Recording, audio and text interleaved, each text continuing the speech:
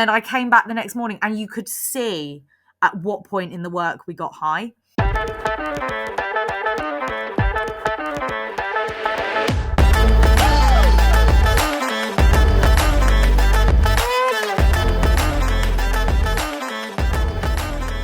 Hello and welcome to Ctrl Cosplay, a podcast of general conversation and absolute tomfoolery. We're your hosts, Siobhan and Lydia, and today we have our very special guest, Cat from MadCatKosmos and MadCatProps. Hello. Hello. I always thought like you should probably come up with, or like I should probably come up with like a witty tagline or a witty start, but I was like, no, I don't have anything. It's always a thing where you try and think of something off the top of your head and you're like, oh, I'm going to be so funny. And then your brain just goes, no. No, not going to even try. No. Thank you so much for having me. That's all right. Thank you for coming on. For those of you who don't know, Kat is and or was a stunning prop maker. So we're going to pick her brains about props and all things like that. But also, just talk about the cosplay community in general and see where it goes. Yeah, so as someone who is not a foam girly in any way, I hate foam.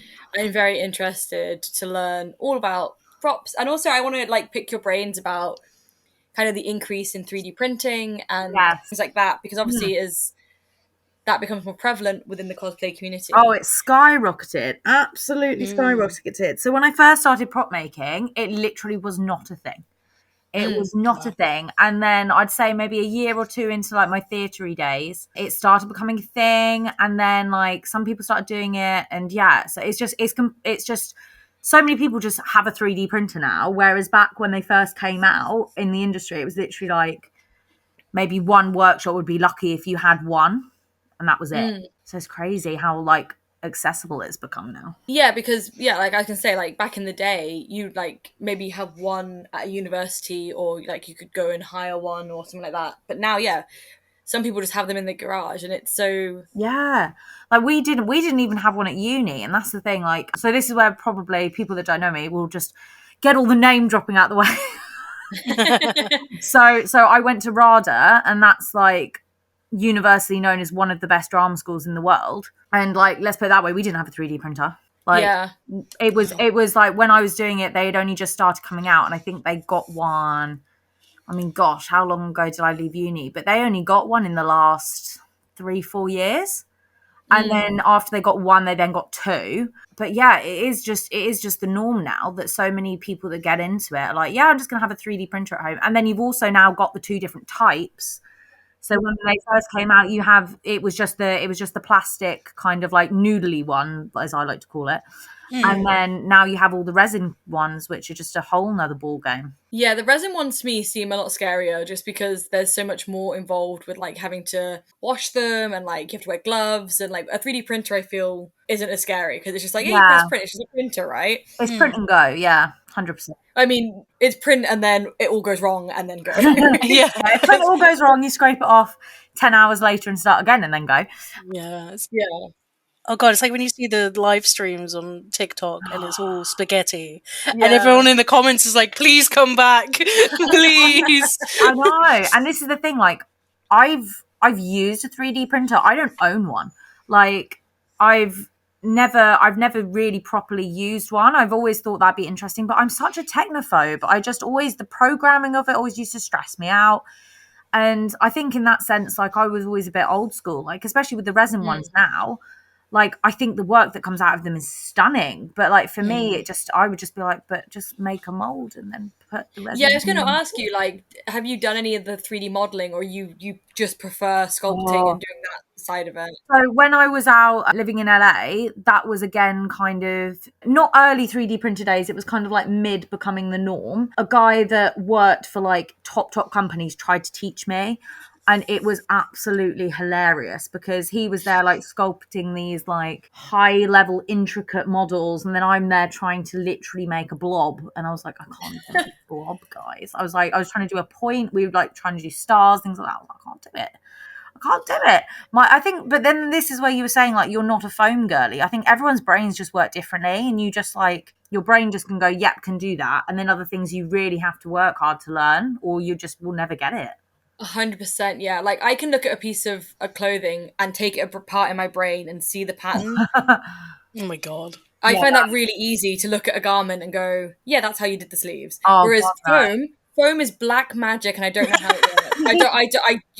I have no idea. So that's where I'm just the opposite. Like, I can look at a piece of armor and be like, yeah, okay. Like, I know there are some incredible, I'd say I wouldn't want to just label them as prop makers. I'd say like armor makers out there. And that's where I feel like armor's almost that like middle ground between sewing and foam, because you are essentially doing like sewing patterns just without seam allowance.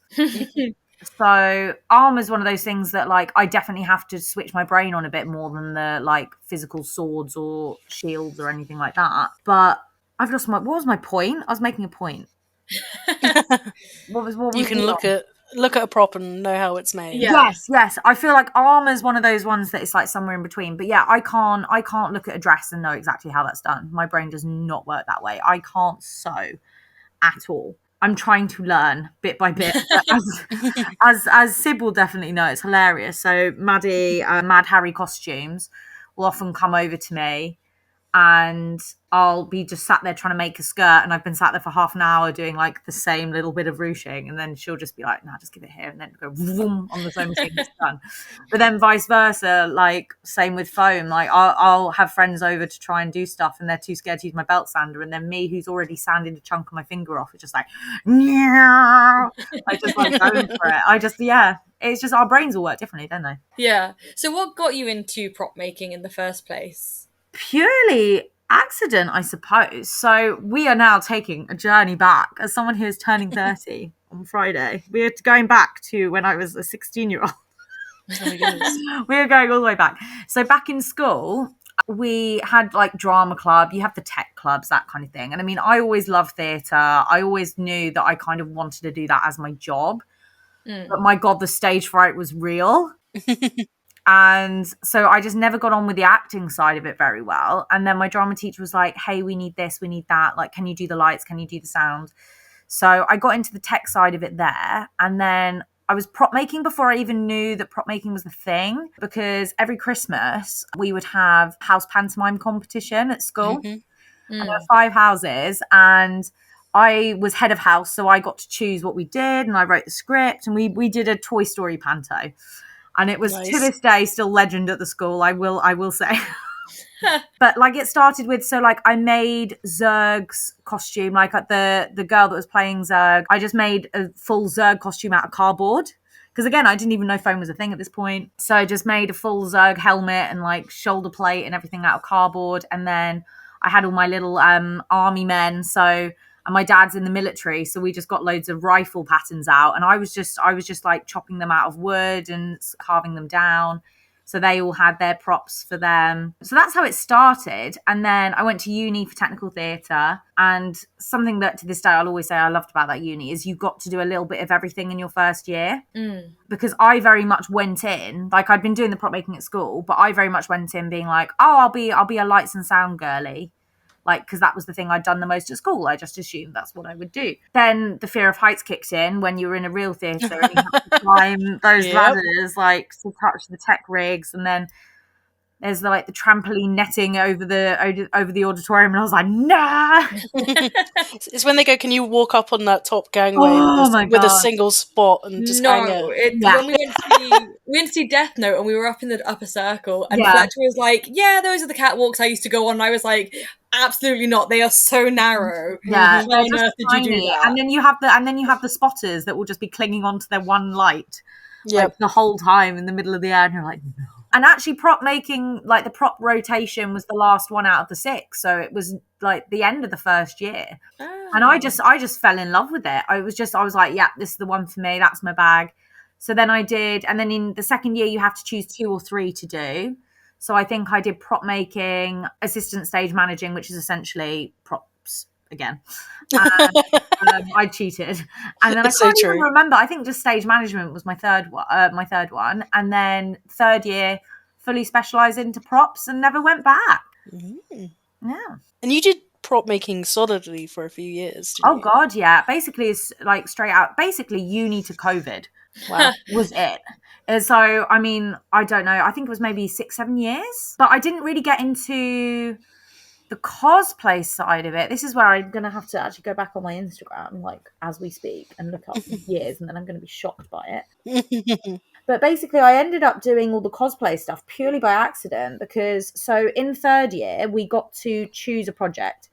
So it could be, we could do anything, and they called it the poly carving project, and it was basically carving polystyrene, using those kind of materials to create a larger sculpture, which is often what you do in theatre, because obviously you want it to be as lightweight as possible, so you can move it on and off stage. And me being the Whovian that I was at the time, I did a Weeping Angel from Doctor Who. Oh, I've seen this because it's life size. It's life very size, impressive. yeah. It's enormous, yeah. One of the other girls in my year, she obviously, I'm a short gal at 5'2", 5'3". I was like, nah, I want this to be proper. So she was the only 5'8" gal in the room. So I was like, can I just use you as my size model? So it used to freak her out all the time because it was literally her. So I cast her face to make the face. I cast her hands.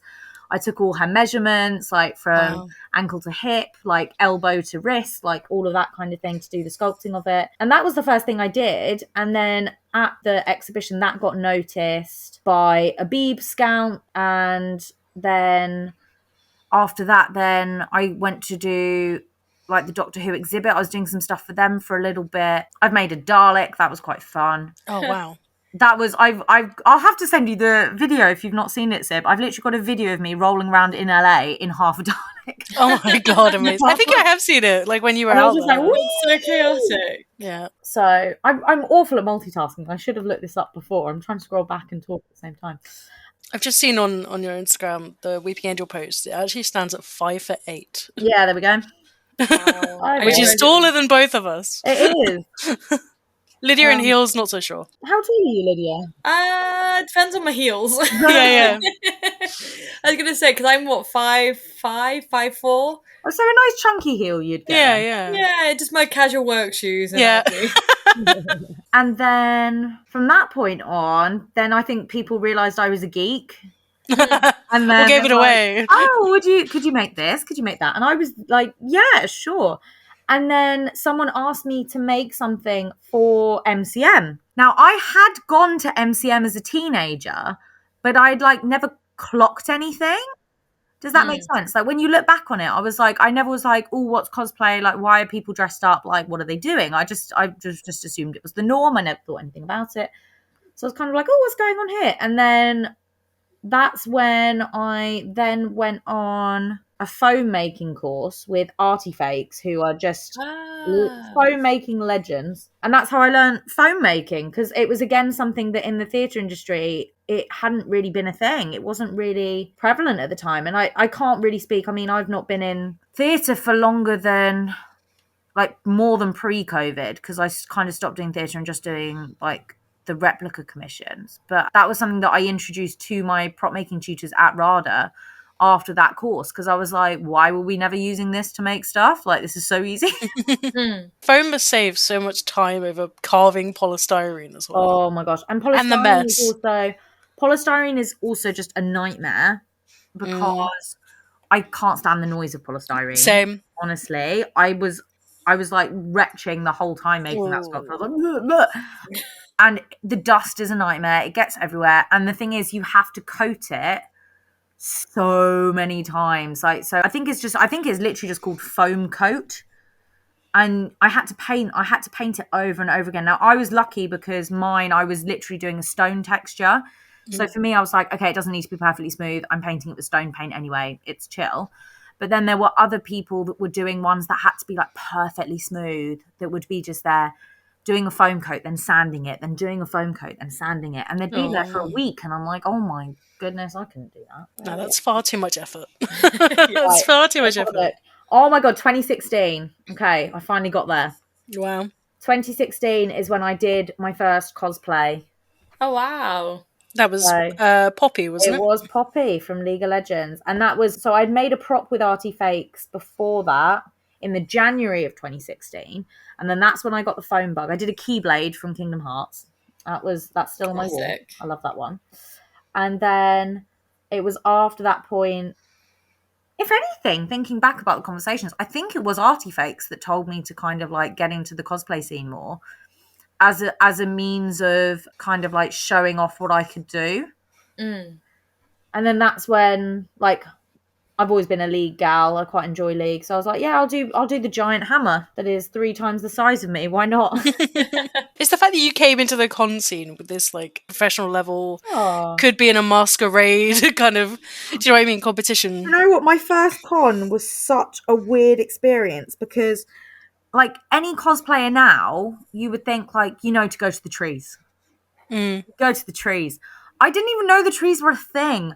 So I was inside the whole time. I just stayed inside the whole time. I didn't get a single professional photo. And I then went to the League of Legends meet. That was pretty cool. And then I nearly passed out. Oops. So my dad and my sister Ellie then like drove home with me.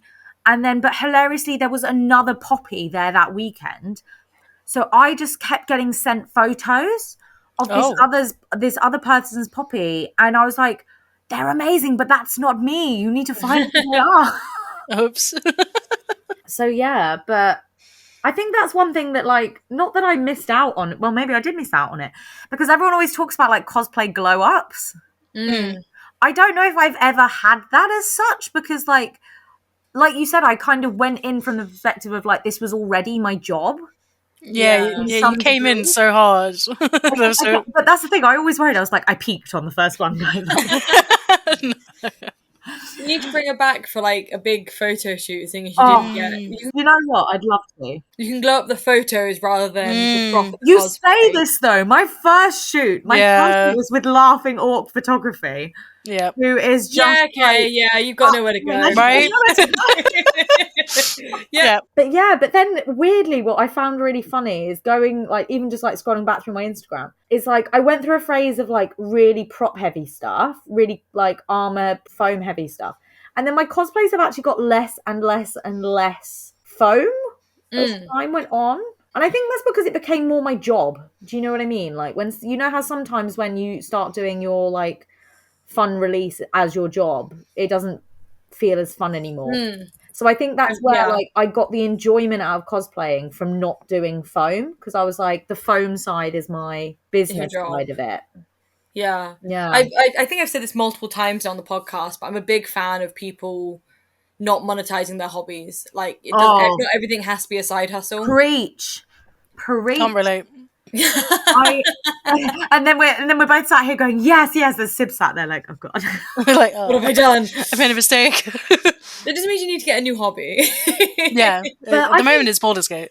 Yeah. But that's the thing. I think it is just so interesting just to see how many people actually try to monetize their hobby and then go, oh no, like what have I done? And then either drop it or revert back. And I mean, that's something that I think I will always think COVID was a little bit of a blessing for because, I mean, Sib's known me.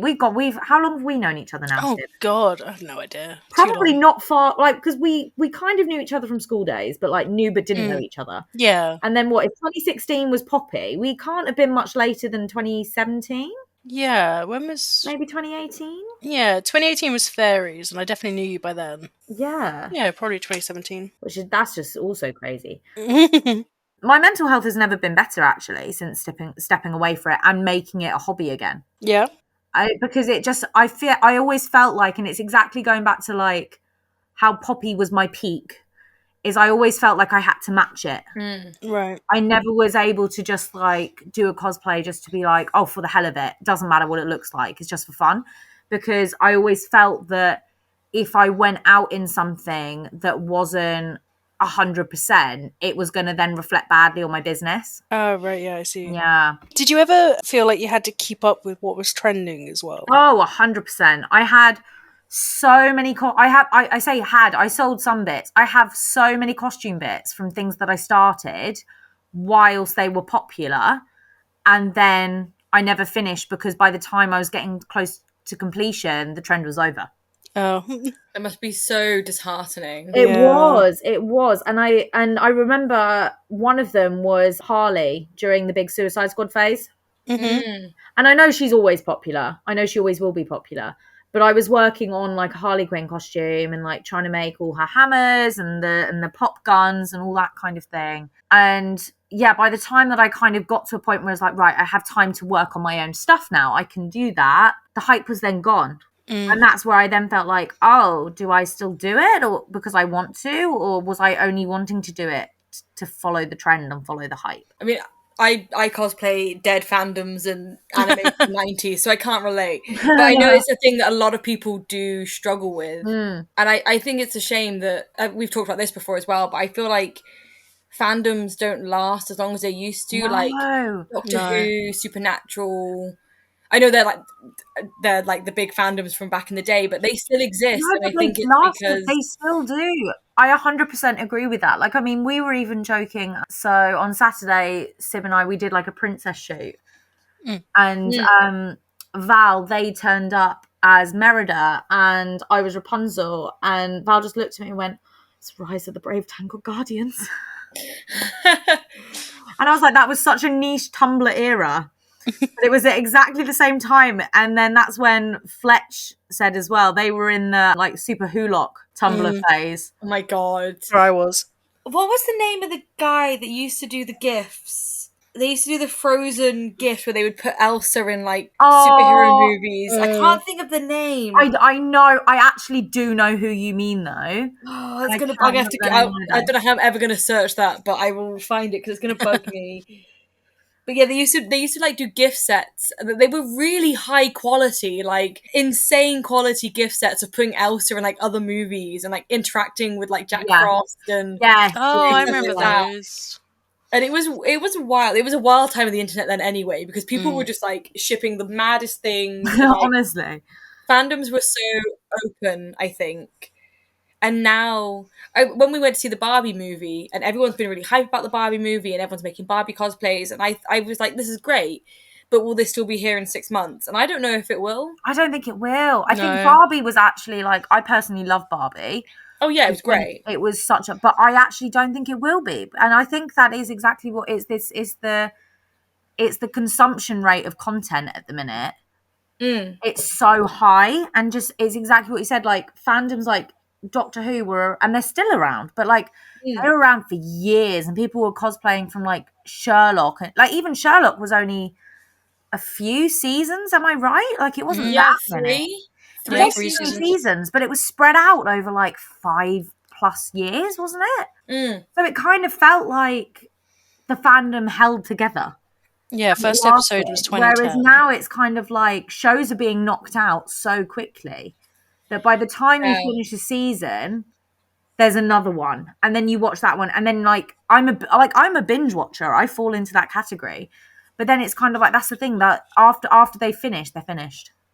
Yeah, it's very hard to find the sense of community that I think we used to have, and this is like 3 older cosplayers talking, I think, but I'm in a few of the.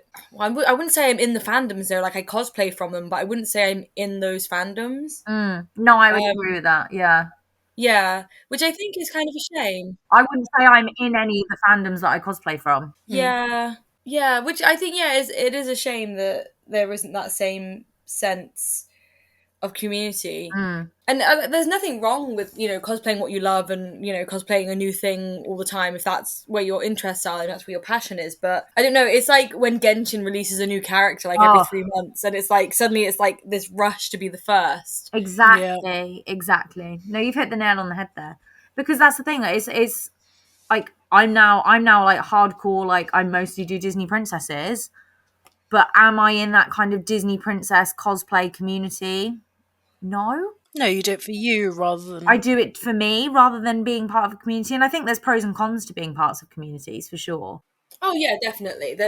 I'm not like I don't want to be like shitting on these communities because we can swear. I've been purposefully not swearing. Oh, sorry. We can bleep it, or I can say it again without the swear. But yeah, no, we. Oh, we're not swearing, so we're not. No, you can swear. No, we are. Yeah, you can swear. Oh, that's cool.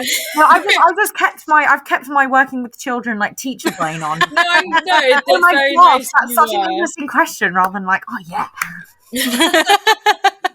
Yeah. I don't want to be mean about those communities because I have No, it's not that at all. Dabbled in some, like I've gone to some of the meets and like everyone's really nice, but oh god, yeah, I used to help run the Black Butler meets and Yeah. That's the thing. I don't think there's necessary, and this is where I think I know what you're trying to say, Lydia, is that there's nothing wrong with them right now.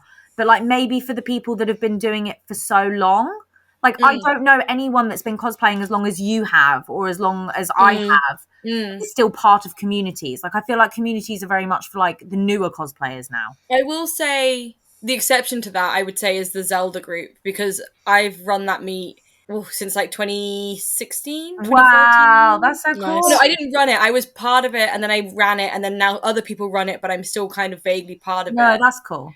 And we have a Discord, and like we meet at loads of cons, and even if it's not like the big MCM, like we had a Cos Expo meet, and there was like 4 people, but like that's quite an active old school community. That's cool. That's nice. Well, they're always making Zelda games. Yeah, and you know, Tears of the Kingdom coming out has brought a bunch of new people into the Discord and into the community. But a lot of those guys have been cosplaying for a long time. But yeah, that would be my only exception, I think, that I can think of top of my head. Well, that's the thing. I'd say you're probably way more active than I am these days. So I would say like, yeah, you know way more about it than I am. I'm very much in my own little, as Civ is aware, like my own little cosplay bubble now. It's like my little safe bubble that I'm like. To be honest, that's nicer. Like I've said last few years, I don't go to MCM anymore because I just don't see the point, and I'd rather do location shoots, hang out with my friends, and do those smaller cons. I am such anyone listening that hasn't done location shoots, do one. You will become such a convert. Like honestly, they're so much better than con.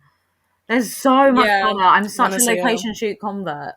Honestly, and if you're doing it even if you're doing it one-on-one, but if you're doing it with a group of friends and it's a nice day and it's a hangout as well as a shoot, I think there's nothing nicer. Yeah, the last group one we did literally had a picnic first. Yeah. That's so great. Love it. We kind of veered away from props. I literally was just thinking that. I was like, how do you get this back on the props? No, I was just going to ask about, so, you've said that you now do your small locations and you do your small groups. What changed for you? How did you step away from making props and stopping doing commissions and doing it for you? Like, how did that happen? That is a good question. Aside from COVID and the world shutting down. That's exactly what I'm trying to think of. I'm like, other than just like throwing the good old COVID-19 answer out there, it was COVID. No, but do you know what? It kind of happened naturally because like even with COVID going on, like I had existing commissions like overlapping that. And then there were some people that were still like, oh no, but I want this done for when like COVID's over or we go back to cons. And I was like, okay, cool. But I think the thing that COVID did do for a lot of people is it just gave us time to sit with our own brains. And for me, I was looking at projects and I was like, I'm not enjoying doing this anymore. Like when I first started making like more con scene, more replicas, that kind of thing, like I was doing some fun stuff. Like I remember when we did like Warrior Disney Princesses, and literally in about 4 days I knocked out. So my sister Ellie Sora's Cosplay, who I'd say this and you're going to go look up social media, she has none, guys, so don't get excited. I just gave her a cosplay name because I had to, when she was like wearing loads of my stuff for promo for MadCatProps and stuff. But like I made these like really cool like beast pauldrons out of latex. Oh, they were so good. And that was just such a fun thing to do. And I was like, I'm not getting this anymore. I'm just getting like the same old stuff over and over again. So I think, I'm trying to think of the last costume I did that had props. I suppose I started doing more, what I would personally classify as accessories more than props. Because when I say a prop, I mean like a big old sword and a scythe and the giant things that you have to break down to even fit in your car. But like I really started enjoying doing the smaller things. Like I remember one afternoon for my Sally, like I just made her little like food basket where like that she makes for Jack with like the drink in it and the fish bones on the plate. And it was just such a fun little afternoon. I was like, I've had so much more fun just doing this like little fun thing than I have doing all the big stuff. Do you miss crafting things or you just don't think about it now? It's not like kind of something you miss? Yes and no, actually. I think if I had more time, but then obviously that's the thing. When you switch to working full time versus being self-employed, it's such a big leap. Because when obviously I was self-employed, I was like, oh, I can just make something for myself today. Or, oh, I can schedule my week so that I have 4 days for other people, half a day for me. Or more realistically, I was bouncing between 4 or 5 projects at a time, because again, something with props that you don't necessarily have with sewing is drying times and things like that. So especially when I was in the painting phases, it would be like, right, I've done a coat of paint, don't touch that for an hour and a half. And then I would just go on to another prop that I was working on at the time, and then kind of bounce between them all. But I think I would love to do a big project for myself at some point. But the thing is, I am insanely indecisive and I go through phases. So I will be so hyped for a cosplay and I will buy everything for it. And I'll be like, yeah, this is the one. I'm going to do it. And then a week and a half later, I don't care. Didn't you implement the rule of if you're still thinking about it in 6 months? Yes, I did. So this was my sister's rule. And it was genius. So Lydia, you'd approve. She made a spreadsheet. Already I'm on board. Excellent. So I had to like put the costume in the spreadsheet, and every month I had to go in and I had to like color code it based on how much I still wanted to do it. And if by the end of I think it was by the end of 3 or 4 months, it wasn't quite 6 months. If it was by the end of 3 or 4 months, I didn't want to do it at all, it was off. If I was still debating it, then I could start gathering materials and stuff for it. And then if I was like, no, 100%, then I could just like go full steam ahead. Realistically, 90% of them went off the list by that point. Wow. That's a high... So I know, I'm a real impulse person. So I was just like, I'd see something and be like, that is beautiful. That is amazing. I want to make that. And then I would just lose the will to do it. One that lasted, and this was where I was really happy to do it for Cos Expo, was Wanda from WandaVision. Because I've always loved Scarlet Witch. She was always my favorite, but I'd never cosplayed from Marvel, and I kind of thought, you're just in a WandaVision phase. You're just want to doing it because, again, like you guys were saying, like it was the trend. Everyone was cosplaying Wanda. Everyone was doing Scarlet Witch when WandaVision came out. Like they were doing one version or another of the costume, and I just thought, you just want to be on the trend. You just want to do it. Your brain's just telling you it's a now thing. But she lasted the test of time.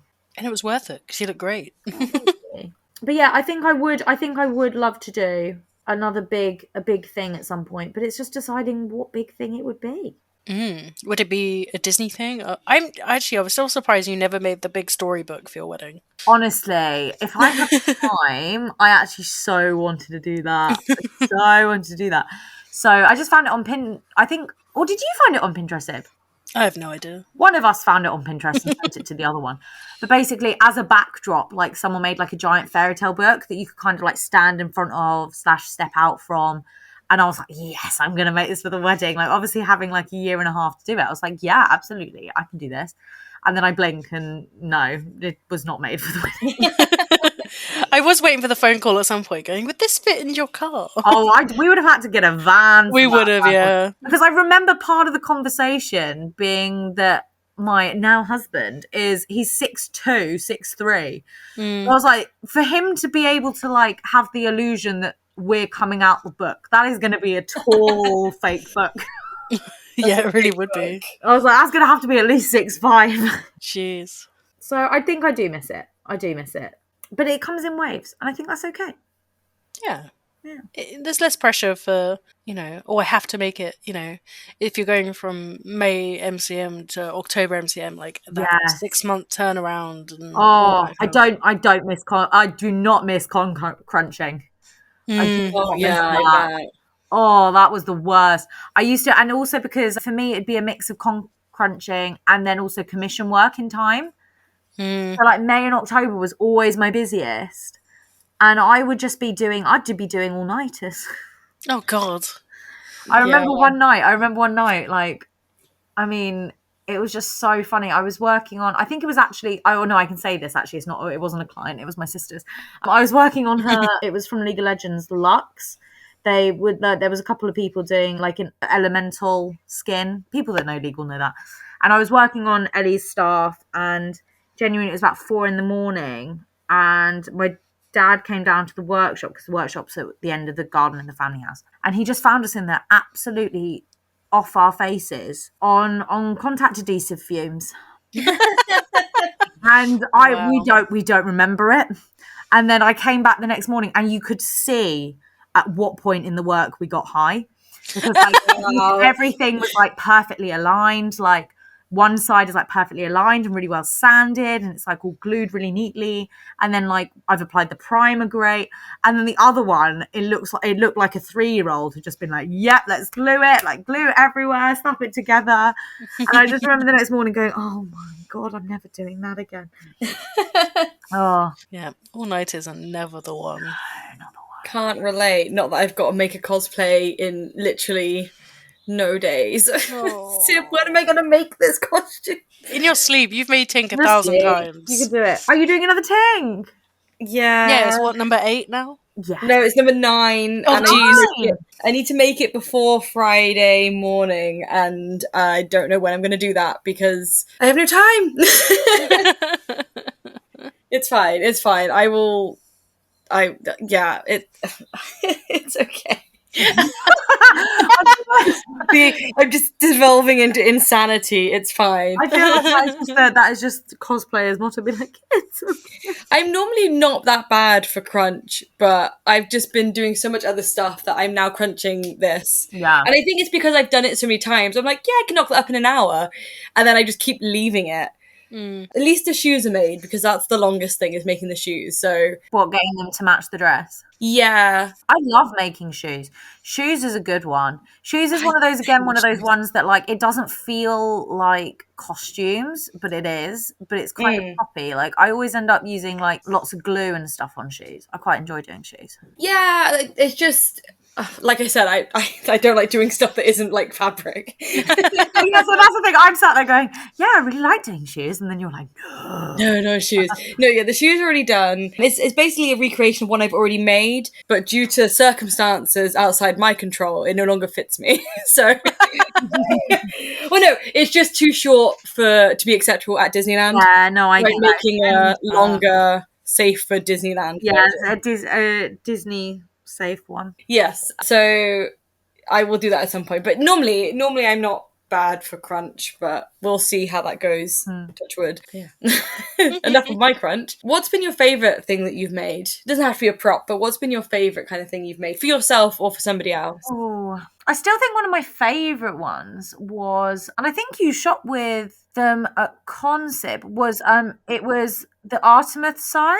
Yes. From Vampire Night. Am I remembering that? Yes. Yes. That I love that scythe. That was a good one.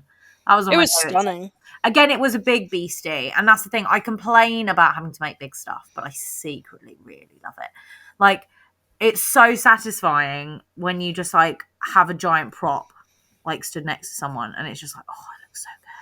Yeah, I was really, really proud of that one. That was a good one. And also because I had to get it so that it would break down for the MCM like prop rules. That's again something that always put me off of the rules, because I nearly didn't let in with Poppy that first day, because even though it did break down in 2, they were like, you could take someone out with this. I was like, yes, but I have 2 handlers, and then they were all like, yeah, okay. But yeah, no, I really loved that. I really loved that side, actually. That was probably one of my favorites. I really loved the Stola stuff you did for Oh my god, how could I forget about that? Cosplay choreo. Don't talk about the Ashtola staff, not in front of Kat. Oh, that one. Secret con, Nat gets out the car. We're stood literally the first 10 minutes, if that, of Secret Con. Yeah. I wave at somebody through the window and I snap a little bit of the staff off. Did you? And I have never felt so terrible in my whole life. Oh my I God. wanted to sit down and cry. Yeah, Luckily, Nat was so nice about it, because she could have been like, what are you doing? Which bit was it? It was literally like a tiniest bit of the branch. Oh yeah, it was like a little nubbin. It's like... Oh yeah. She immediately it went back on and it like glued, and it's been fine ever since. But like, yeah. Yeah, don't trust Lydia around your props. Yeah, all the like life force left my body. I got it all the way to that church that we hired, and it was in the back of my car with all of Corbett's wigs. Everything was still intact. In my defense, I blame Josh for waving at me. Yeah, Josh, it's all your fault for being friendly. How dare you be friendly? No, actually, you know what? The Yustola staff is actually no. I'm changing my answer. I'm changing my answer.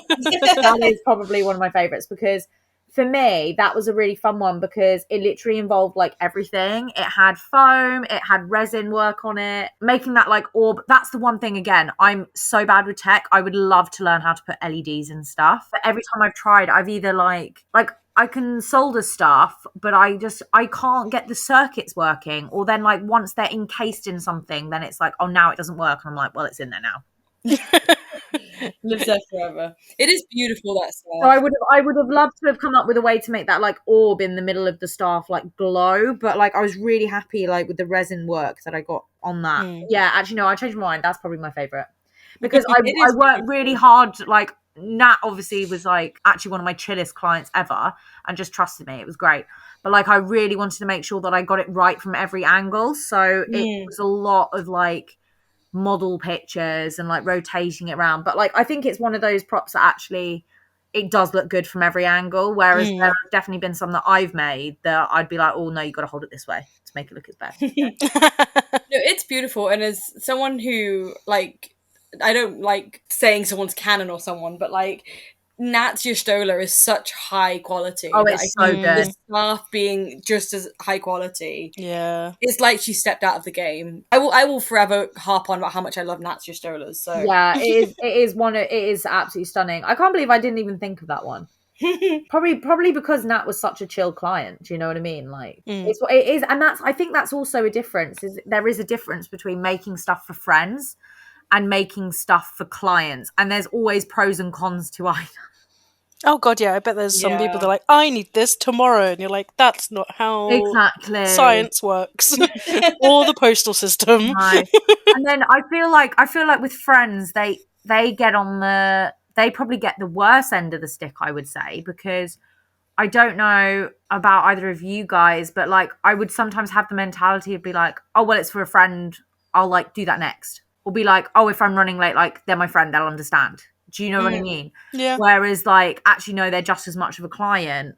And I think that was something I always struggled with. But like Nat was always super chill anyway. So I think there's something to be said about giving enough time, and it wasn't like, oh, I've had this hubris to do this weekend or whatever. This was like, this is a dream cosplay. Yeah. Ideally, I'd want it for this date.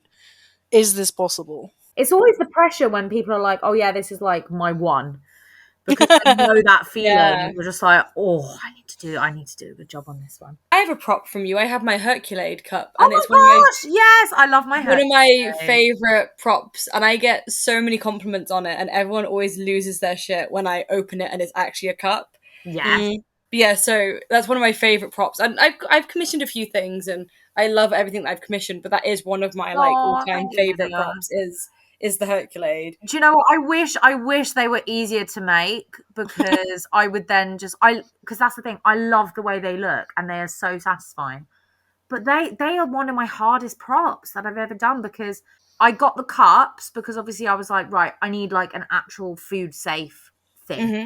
And then I was like, right, I've got to research all of these different resin types, because I need to make sure it's a resin that's not going to melt the plastic. It's not going to be insanely toxic. Like, so most of the things on there are either food safe or it's all sealed in by food safe varnish. And when I tell you that, like, the second you go into like food regulations with props and like things that food's going to touch and all that kind of thing, it's just a hellhole. It's the worst, because obviously most things that props are made of are insanely chemical and like insanely like toxic. Like any prop maker will know, like we should really be wearing masks 24/7 when working, and most of us don't. hence high off of contact adhesive evening. You're just inhaling God knows what all the time. But yeah, no, I really enjoyed making the Herculades. But I think in a way you can even know that yours is so much more special, because I think there's literally only like 7 out there in the world. Wow. I know. I took Meg to MCM Brum, and 86th floor, I was shooting with them, and I was like, I've got the flower or I've got a Herculade, and they were like, oh my God, the Herculade. I was like, okay, a Herculade. And then I took it to a shoot recently and I got it out and everyone was like, oh my god, you have a herculade. And I was like, yeah. And then my favorite memory with it is when I was in Disney Sea in Tokyo. Yes, I remember. I love those photos. I love this. Yeah, story. This guy came up to me and he was dressed as, him and his group were the VIPs in Halloween steampunk versions. I think he was Donald or Mickey. Yeah. He came over to be like, oh, didn't speak any English. I spoke very little Japanese, but he was basically like, oh, I love your Meg. And then he got his phone out and was like swiping through like months of photos to show me him last year as Philatites. And it was this amazing moment because, yeah, like we barely understood each other, but I remember unscrewing the cup to show that it was actually a cup. And he went, oh, and, like he ran off and got all his friends to come back to see me make sure and like show them it was a cup. And they all went, oh, together. And I was like, yeah, cup. And they were like, oh, cup, subarashi. I was like, yeah. And it was I love a wild moment. And I was like, that would never have happened if I didn't have the Herculade cup. Like, it was such a nice moment for me. Oh, I'm glad. Yeah. And I'll always remember, yeah. I literally think there's like 7 in the world, and that's it. I don't even have one. Oh my god! You need to make yourself one. I know. I think I've got enough to, without having to buy new supplies. I think I've probably got enough to do another like 2 or 3. You definitely should. I should. Yeah, I love it so much. But yeah, that's the reason why it's one of my favorite props is just because of that random Japanese man running up to me. It's also a great prop, but I always find there's something nice about people who have props because it gives them something to do with their hands or like something to look at or something to do with someone else. Like there's always that tactile element that anchors a person. Well, I was meant to make a frying pan for Rapunzel and I really ran out of time, and I was so glad that it was like a group shoot, otherwise I wouldn't have known what to do.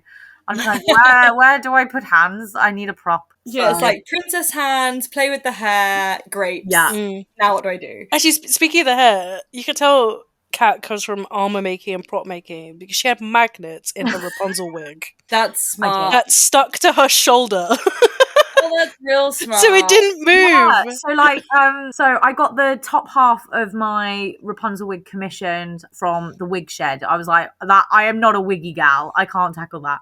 And then the braid, I was like, no, this is where prop makers coming in. I was cable tying it. I didn't use glue though. You guys would be proud of me. I wanted to just hot glue it so badly. Oh no, that's I think a mistake Rapunzel cosplayers make when they glue stuff in. Because once it's glued, that ain't coming out. It's it's staying like that forever.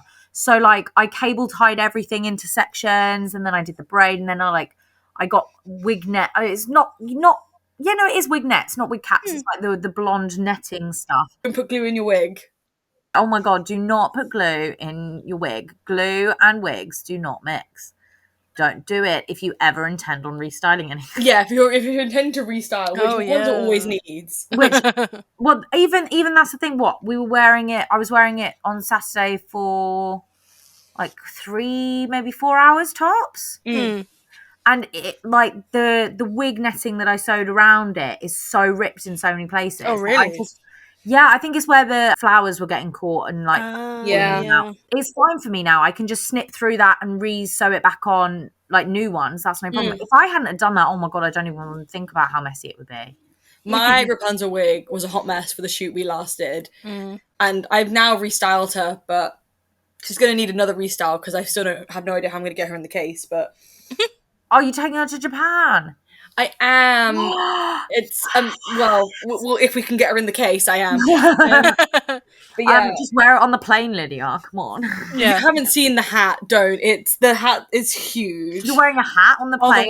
We're doing witches, so we're doing a witches version, and then we're doing the OG versions. But the my god, that's gonna be amazing.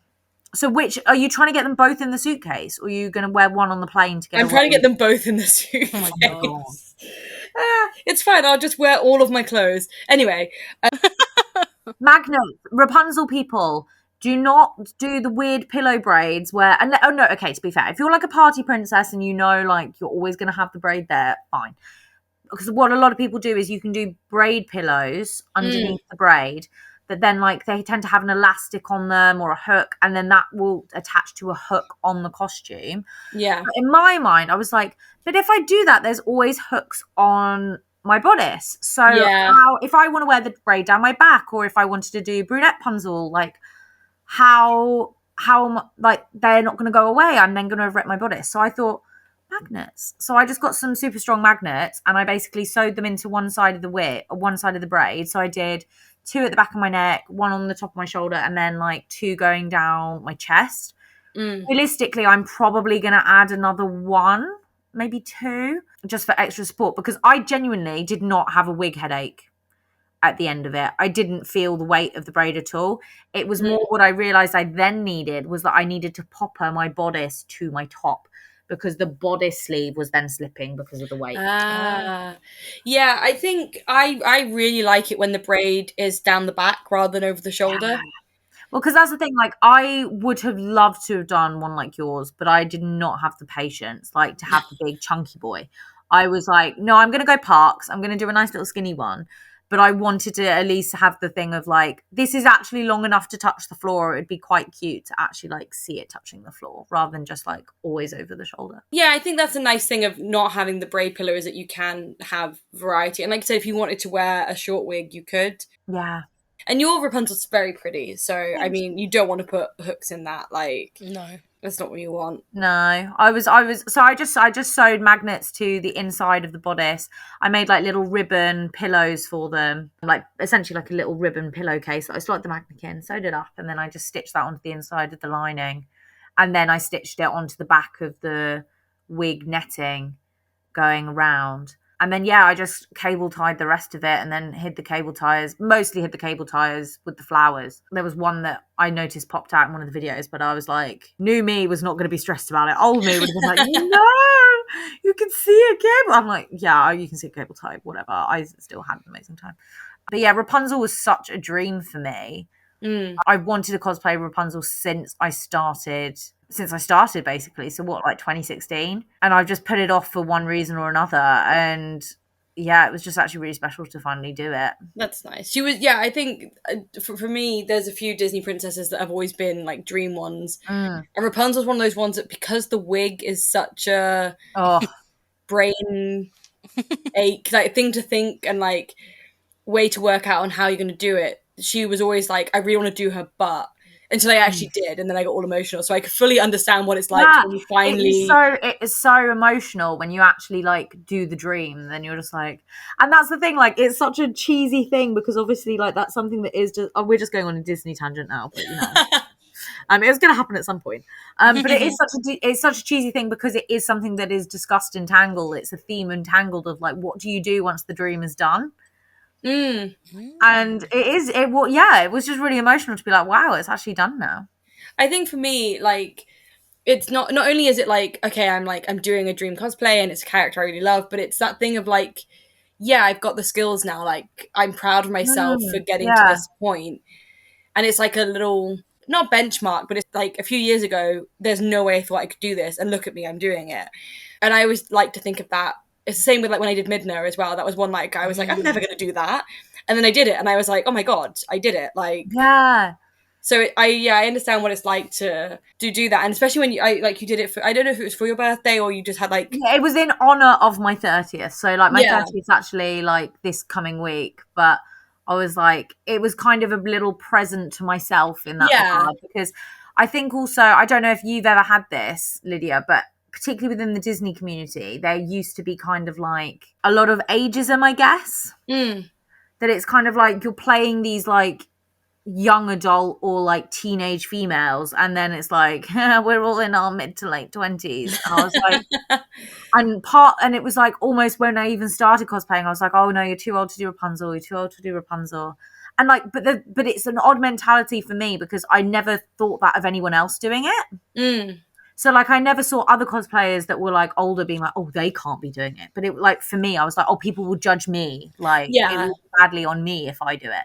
So that's why when I was like thinking of like, what do I actually want to do this year? And again, working like full time now in a different career path, I was like, I don't have the time to be knocking out like 4, 5, 6 cosplays a year anymore. It's probably 1 or 2 special ones. Yeah.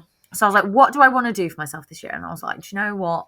F it. I'm doing Rapunzel. But it's nice that dream cosplay can come along with a bunch of lovely memories as well. Honestly. So have you done all your dream Disneys then, Lydia? Or what's your dream? Oh, I don't know. I always thought Belle was my favorite princess growing up, and then I did her, and I just didn't vibe with her. Oh, that's interesting. Because Which she's is brunette. weird. It's a brunette thing. Yeah, maybe it is a brunette, but she was always my favorite princess growing up. I was obsessed with her as a kid, and then I tried her. I wore her to a con, and I've done her twice, 2 or 3 times, and every single time I've just been like, I'm not having that much fun. And I don't know if it's because I did her ball gown and maybe I just didn't vibe with that as much. I don't know.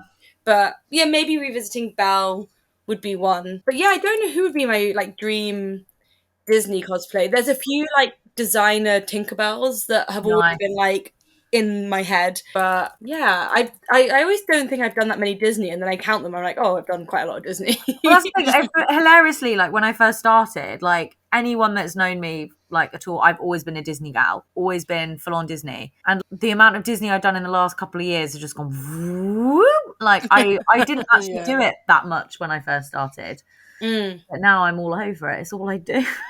Yeah, me and Maddie were talking about this, and that we both kind of started with Disney, and then we fell out of love with kind of the Disney, not the Disney community, but just didn't want to cosplay it from it anymore, and kind of fell out of love with Disney. And then in the last year and a bit, we've both just fully gone back into our Disney era. So is that kind of like childhood revival, I think. Yeah. The nostalgia back around. The nostalgia trip. That's what it is. We're all on the nostalgia bandwagon right now. I'm just trying to think who would be because I've done so many of my dream Disney now. Yeah. Because Aurora was a big one. Rapunzel, Donald, obviously. I love that Donald's just there, Donald. Your Donald is still one of my favorites. I love it. Yeah, Meg was another one. I was like, I'm never gonna be able to do Meg because of the wig, and then I did her, and I was like, that's the thing of being like, oh, I did her. Now what's the next challenge? Yeah, and the next challenge was Rapunzel. Yeah, I don't know. I'll have a think. I'm trying to think who you've not done, Merida.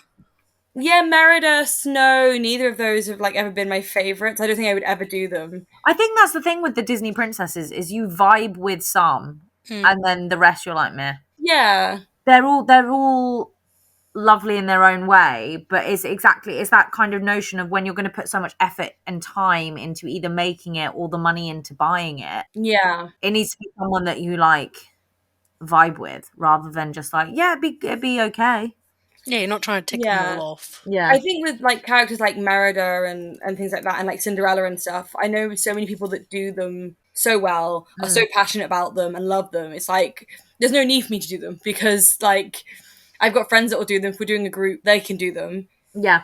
I don't ever feel the need to do it. Yeah, why invest the time and the money for something I'm just not that passionate about? Oh, yeah. Hands. I really want to do Hands from Frozen. Yes. There we go. That's the new one. That's the new dream. Wow. What a left turn. Yeah, I've wanted to do him for a really long time because I love an evil character. And vaguely when Nat was doing Elsa, I played with doing him. But yeah, so maybe one day I'll do Hands because he's got a very nice costume and it's military, which would be very fun to do. He does have a good costume. And he's a bit of a bastard and I love that. I've always wanted to see someone do Frozen Anna, as in she's made of ice. Yes. Ooh, that would be really cool. It must have been done, but I know Clara's done a makeup test of a kind of frozen undead Elsa. Yes. Very Game of Thronesy winter. Cool.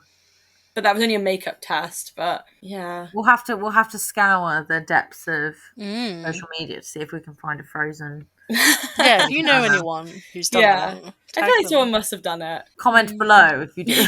Yeah. So would you make your Rapunzel wig light up? Would that be the next step? Oh, I've literally found it. The first search. Yeah. I can't do LEDs. I can't do that. You know what? No, I don't know how it would be doable, but because I know they've done it on one of the parade floats and I know it's fiber optic. It's so pretty. But you know the exact one I'm talking about. Yeah, it's the electric parade one, and honestly, all of the dresses in that parade are stunning, and I'd love to do one, but if you look at the fabric they've used, it's actually like pretty hideous in daylight. Oh, they're disgusting in daylight. But in the nighttime, with all the lights bouncing off them, the princess dresses are stunning. And that's the thing, like, you look at any of the nighttime show costumes as well. In the daylight, they're just absolutely horrendous because obviously they're designed to be as sparkly, as glittery, as light reflective as possible so that they look just right in the dark. But then obviously you put that in normal daylight and you're like, oh my God. Yeah, I remember looking them up and being like, oh, these are really... Because I think it's the Alice that I really love. And then I saw it in the daylight and I was like, no way. Main Street Electrical Parade group when? Oh my God, don't. I would love to do a parade group. There's the stained glass ones from the Tokyo Parade. I love those so much. The Belle peasant dress. Oh, I love me a parade. So yeah, parade outfits. But I feel like that's the thing. I feel like if anyone was going to do any from like the nighttime ones, you'd all have to be in the nighttime ones because otherwise imagine probably like everyone in the perfect daytimes and then you've just got one person with like light bulbs just stuck all over their princess. I remember years ago in like one of the early MCMs, back when I used to go to the Disney meets, there was someone that did, I think it was the Florida Light Up Tinkerbell. And she looked great, but because she had to have all the battery packs and all the lights and stuff, it was very bulky, it was very big, and in the daylight you just didn't get the effect. It and it was like, why is she wearing such a weird... Yeah. That would be what you organise it for, like a night shoot. Yeah, and like her wings, because obviously they're the ones that match the parade one, but they just like in daylight they just look like a weird frame. I mean, obviously like a load of work went into it and stuff, but I was just like, this is not something you'd wear to like a con in May. It should be like peak nighttime. Even wear that in October, like when it gets dark a lot earlier, I would have thought. But it's the only time it's acceptable to change costume during a con day. Yeah. I swear everyone does that. They wear the skinny bikinis that they're going to freeze in October, and then the three layer like military coats made of leather. That's usually me making bad life choices. Freezing as Widowmaker when it was snowing at Brum. Oh God. Not my smartest. It's like you and Midna in April, just like, I'm cold. I almost went home. I was there at Cos Expo for 10 minutes and I was like, I'm going home because I was so miserable. And I haven't learnt my lesson. I don't think anyone ever does. No. I'm trying to find this Alice dress, but I can't seem to find it. I found the Christmas one, which is super cute as well. It's not the one I wanted, but it's so it's from that Rapunzel's from the Tokyo Disneyland Electrical Parade. I think we're just all looking on our phones, like trying to find the one. The light up Rapunzel. I cannot wait for the Ariel. So the Tokyo Parade now has 3 Ariel acts on the floats. Ooh. And the Rapunzel one, she uses her hair to swing around the tower. Oh, it's so good. Is Ariel in that parade? Yeah, so there's Ariel as in like aerial acrobatics. Oh, I thought no, so there's I was like, Ariel, the Disney princess, is not in that parade. No. Have they added her? I was like, I need to see this outfit. No, I'm obsessed with Rapunzel swinging on her hair. I was like, that is top tier. It's amazing. And then they've got, obviously, Wendy and Peter who do Ariel. Oh, gosh, yeah. Which I almost cried when I saw it, which is wild. And then they have Mary Poppins as well, who does, like, brief... Oh, cute. Ariel, kind of. But I will send a little picture of the Christmas Alice from the night parade. Cute. I'll put it in the chat. Obviously, we'll just... Sib, you have to cut this out. Just sharing links and nobody can see. For the viewers at home, audio description. Alice is sitting on top. Flickr.com. Lydia has shared a link to Flickr.com where we see Alice in a yellow golden wig with a blue bow, in a blue outfit typical of Alice, with 3 pom-poms on the chest, sat on top of what looks like Cheshire Cat's bottom. This is a pretty good description. No, it actually looks so cute. That isn't the one I'm trying to find, but that one is very cute. Sorry, Sib, we've gone off on a Disney tangent. It's fine, this always happens. Anytime you're with me, Disney tangent. Oh, I found the Electric Parade Ariel, and she's so pretty. The wig is incredible. Right, give me the link. I don't know if that's Tokyo, actually. Oh, damn. Stuff is normally Tokyo. Tokyo and Shanghai are normally the top tier. Shanghai has some of the Ooh. ugliest dresses as well, though. I will say that. Yeah, it does. It's The hit or yellow miss. ones they did. That is so. That's going to definitely be fiber optics wig, surely. Yeah, it has to be. That's really pretty. But again, would probably look like an absolute joke in the daylight. Yeah, that's the thing. Like, it's the Tokyo aerial show is absolutely insane. So when you go, you have to go and watch it, please. If I make you do one thing, go and see the aerial show in Disney. I would. Oh, don't you worry, I would. I think Tokyo is going to be so far off for me now, though. But one day, I can live vicariously through you. You'll get there. You've got your plans. You'll get there. I believe in you. You'll get there. Yay. Anyway, we've now gone down a big hole. We've gone down the Disney. We have gone down the parade float rabbit hole now. This is now a terrible podcast. Do you know what? That is something. Actually, we are gonna link it back to the props, guys. That's what we're gonna do. If I were to get a job back at Disney again, I would want to be in the parade float department. 100%. If you could make your own float, what would it be? Oh, good one. Okay, I would have said something similar to that new Tangled one, like where she's swinging on her hair. I think that's great. I think where the characters are doing more than just standing are the best. Yeah. So I think I would love. Right, we've had Peter and Wendy flying. That's been done. Yep. We've had Rapunzel swinging on her hair. That's been done. I feel like we haven't had an aerial swimming one. I was just thinking about that. That would be very cool if you could do that. The core strength would be insane. But I feel like if you could do some kind of like she's on the wire, or even actually, why haven't we thought this? The Disney fairies flying. Yeah. Oh, that would be really cute. I think the fairies float where they're actually able to fly would actually be so cute. That would be cute. That would be, because at the moment they're on those weird little hoverboards, which gives me so much anxiety when they the go over the trams. Yeah. But I love, like, my favourite floats are the ones that are just like really visually interesting, that they've got like loads. Have you seen the carousel trikes? Because yes. those are some of my favourite things. Yes, I like those. Those are good.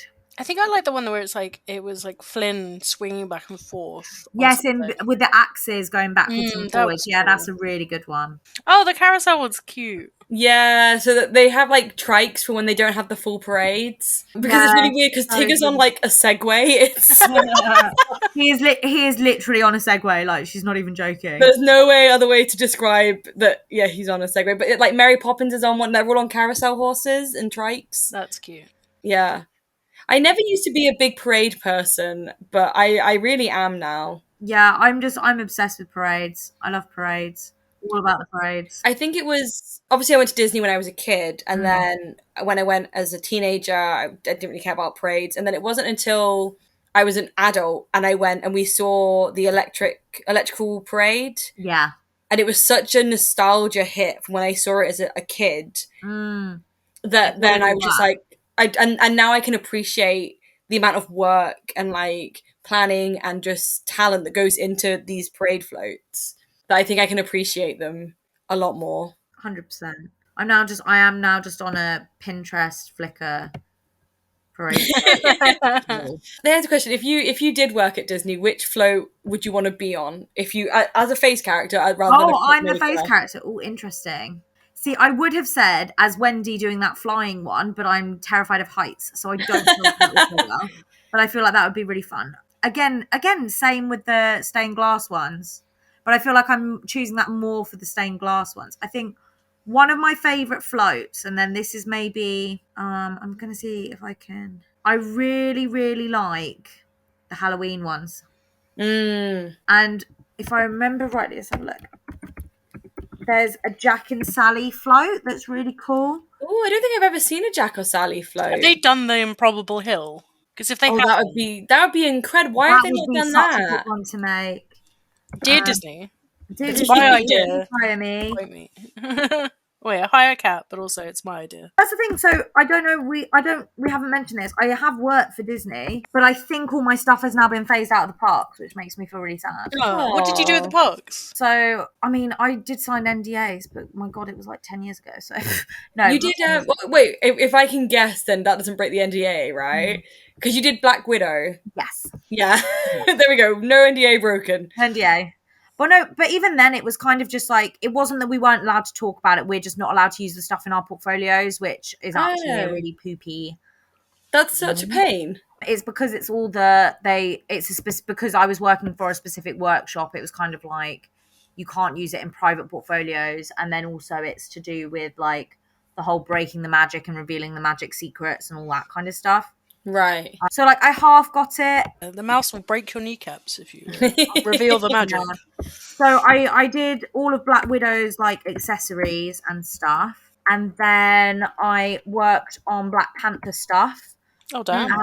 And so all his helmets. And then I started work on, I didn't get to finish them, but on Ray's staffs. Oh, wow. cool. So that's where I don't know what's still there anymore and what isn't. I've seen some pictures so I know that all my stuff definitely went to the California one. And then some went to Disney World. So I've seen pictures of recent Black Widows. And I'm 99.9% sure they're still the same ones because of the really stupid battery pack placement. So these girls are so skinny. And when I was making these, I was like, how are these meant to fit a human being? And basically the battery pack was put in it because the bullet bracelets were meant to glow blue. Right. And basically the battery pack was put in such a really stupid place. I was like, they are literally not going to be able to get their wrists in here. I was like, I don't care. Children wouldn't be able to get your wrists in here. It's not about them being slim. Like, it ain't happening. And lo and behold, they couldn't get the battery pack. So I can normally tell by where the space for the battery pack was meant to be and the fact that they don't actually light up. So I think those are still in circulation. I don't know if Ray's staff got an upgrade after the third movie, because when I was working on the third movie was not a thing, or if they're still the ones that I worked on. And again, Black Panther helmets, I want to think they're still in circulation, but I wouldn't be surprised if kind of like they've just made like new batches, because again, it was like 5-6 years ago. Yeah, there's also a new Black Panther. Did they change the helmet, or is it still the same in the parks though? It depends if they still have male Black Panther. They do. It's still male Black Panther. No one dies in the parks. They're all still true. Yeah. It's something that I've always thought is quite a nice way that they handle it. Then why don't they have Darth Vader? They have Vader, don't they? They do have Vader. Yeah, because they also have they do have Vader. Yeah. I thought they were like, because of the canon. No, so basically the way that they do it in the Disney parks, and then this is where, if my friend Brooke is listening, and so she used to be friends with many different characters and used to be a character attendant, and she's either going to correct me or be like, yeah, you hit the nail on the head, and I feel like she's probably going to correct me. But basically the way that they do a lot of it is that the characters in the parks are like forever living, like blah blah, and their stories have been told through the form of the animation. Does that make sense? So it's kind of like they live their own separate lives. Right. And then the films are just a fan fiction. Essentially, that's how they try and market it, because obviously then you get into all the issues of the fact that like Ariel's actually got a 12-year-old at home. Yeah. Or the fact that like Iron Man's meant to be dead and all these kinds of things. This is where Marvel pulls it's just all a big what if. Yeah, it is. That's essentially what they try and do. Is they're like, did you like my story? Did you like how it was told? Like, oh well, here's a little interesting fact that's not in the story. Like, that's how they try and play it. Oh, new question though. Why for Halloween is there not the zombie is it Captain America or Iron Man? Or they're probably too scary though. No, right? I think they did them, guys. I think they actually did them. They actually did. Oh my god, amazing. They did for promoing What If. They did do it. They were just up on the platforms, but they did do it. No, I want them full parade shuffling around. That would definitely be too scary. They can have an after hours special. Yeah, they do adult only evenings now. Yeah. Right? I'm sure Florida does adult only evenings now. I think they do. Oh, see, that would make me go to Disney. Or come to Disney. It's one of them does now have like evenings that are 18 plus, and not in like a not safe for work way, just as in a kids aren't allowed way. Leave the screaming things at home. Yeah. Yeah, here we go. I've got a picture. Ooh. They did Captain America. They had zombie Captain America at the parks. Oh, he's cool. Oh yeah, I have seen this. That's He's very great. cool. They did. I'm very surprised that they did that. The prosthetics. His eyes are too human though. Yeah, that's clearly a man. Yeah, like just they Oh need yeah, to just I've do just the, seen that. But the they've lower not lid. even put the grey makeup around his arm. They need That's to quite just funny. do the lower lid. Right, as we come up to kind of the end of time, I guess the last question would just be, what advice do you have to somebody that wants to start getting into prop making? My biggest piece of advice is actually go on in real life courses. I always think that learning something in real life with the teacher showing you, like being with the materials, is so much better than just trying to dive in on YouTube by yourself. I think you can do it that way, absolutely, but you are going to spend so much more money on making mistakes. And I would think it's much more worth your time to put the mistake money towards a proper course just to get the basics down and like have a little like, here are some do's and don'ts, because it's hard when it's something that you've done. Like for me, it's hard for something that I've done for so long to kind of think back to when I didn't really know what I was doing. And then it's, as we've discussed, I learn 75% of what I know at uni, and then I did other courses, and I think it really can just like take you to that next level. Like even if you know the basics, like see what you can learn from other people. Other people are a wealth of knowledge, and that is the beauty of the internet. You have it right there, but there nothing beats being in person, really. I know we're all anxious introverts and we want to try and do it all in our bedrooms, but try and go speak to other human beings in the real world and take a course and see what you learn. That's what I would say, I think. That's very good advice, I think. Yeah. And also have fun, and don't be like me and think you can make mistakes, because that is another thing. Like I put so much pressure to have everything be perfect that's what took the joy out of it for me. Whereas I think you can have a lot of fun with props. I think there are so many different materials. Be patient and find a material that you like using. That's another good one. Because as a prop maker, some will like foam more than others. You might really love doing 3D printing work. You might really love doing resin casting by hand. You might just like the sculpting side of it and you don't want to do anything past that. That's cool too.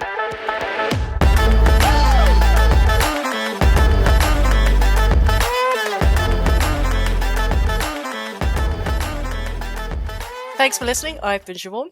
And I've been Lydia. And our guest today has been Cat from MadCatProps and MadCatKosmos. And before we go, Cat, name one thing you would like to Ctrl Alt Delete if you could. Oh. Wasps. Wasps. I agree, 100%. Wasps and hornets. They do not have a purpose. They can go. That's it. Yep. I think that's a pretty easy one. No context needed. Perfect. You can find Cat at MadCatKosmos and MadCatProps, and you can find us on all social media platforms under Ctrl Alt Cos, or alternatively go to ctrlaltcosplay.co.uk/socials and see them all there. You can listen to the podcast at Ctrl Alt Cos on Spotify and YouTube, or ad-free plus a day early over on Patreon. Next time, our guest will be Sophie from Witch Under the Moon, and that is coming out on October 21st. Enjoy that sneak peek, and we'll see you soon. Goodbye. Goodbye. Goodbye.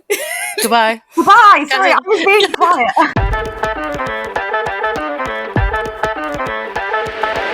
Editor Zip here. There is no sneak peek for our next episode as we've not yet recorded it. Instead, enjoy some outtakes from previous episodes. Goodbye. I can faintly hear him go. Yeah, he fully Scooby-Doo around the room. So when is Maddie? Oh no, I'm going. No. I'll stop it and then we'll come back. Wait, I'm running at my charger. Run. I'm going. Immediately lost the plot. It's the same guy I mentioned who took his teeth out of a handkerchief. Oh. And then he didn't quite reach his face because the train wobbled. It went all down him. He put it on the floor. And then he knocked that over and it went fucking everywhere, and I was just like, I want to get off. I don't want to be here. Yeah, that's my day. Crimes against humanity. Honestly. Oh my god. Yep. Outro music. I was like, our next guest is. I'm like, I have no idea. Yeah, we haven't planned that far in advance. Yeah. Oh, We can always re-record that a little bit. Once Yeah. Right, let's go. It's gonna be like fine. Google, like, our next guest is. I've asked too many questions. I'm going to let Sib ask some more. Put on the spot. I had a drink in my mouth. Oh wait, no, this is not a question. Ignore me. Yeah, so I did. That's okay. We can do statements. Statements are fine. So yeah, so I've done Death Note on silks. I want to like start talking about your fashion and that kind of thing. So we'll frame that in a question that makes sense. Why does it always be? This always happens. Speaking of weird shit, you dress weird. Yeah, pretty much. Yeah. I have a lot of people who, like, this term always comes around me. Wait, cut that out. This. Hello, Jeremy. Sorry. Hello. He just booped me. Hello. Special guest, Jeremy the dog. Could you hear him? Reason we have your podcast. Could you hear him sniffing? Anyway, sorry, I didn't know what I was saying. Yeah, so like. Off. Cut this, Sib. But No. would you? Sib, I've already cancelled one friend this week. That has to be cut. She's got until whenever this airs. Yeah. I need a photo. I need it. Otherwise, I'm going to be made a fool of on the internet. So we cut out the E. E. I don't know where that came from. We just started doing it. Someone's. I think your brain malfunctioned. You just went. That sounds about right. My Yeah. brain malfunctioning. It's a daily occurrence at this point. Ouch! I just banged my own table. I just banged my own table. No, cut that. Please cut that bit out. No, it's fine. We're going on an ASMR adventure with you. It's fine. Yeah, so this is my bag haul. I got 5 bags of cookie dough for some reason. Ooh. I mean, I did buy a cake and eat like nearly half of it today, so I am not judging. Oh my god, Jensen, I'm trying to ask a question. Best. You hubris too close to the sun. I am very sorry. Ooh. Wait, I had to like. Excuse me. Yep, Oh, wait, I'm sorry. Soup delivery.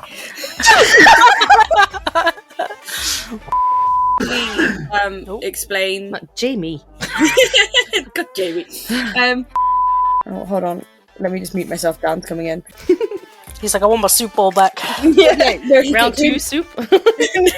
No, it wasn't round 2 soup. No, it's a fortune cookie. Ooh, now you have to read the fortune. Well, have some fortune cookie ASMR. Thanks, I hate it. Yeah, I do hate it too.